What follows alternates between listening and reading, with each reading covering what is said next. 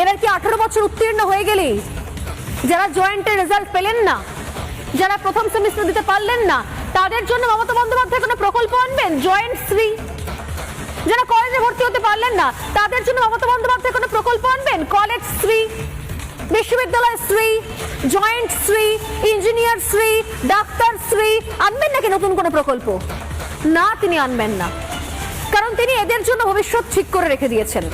1000 টাকা জোগাড় করে একটা কেটলি কিনুন আর কয়েকটা মাটির ভাঁড় নিন, সাথে কিছু বিস্কুট নিন, আস্তে আস্তে বাড়বে।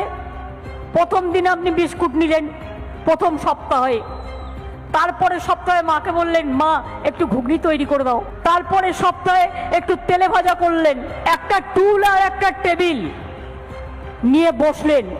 এই তো পুজো আসছে সামনে, দেখবেন লোককে দিয়ে কুলোতে পারবেন না।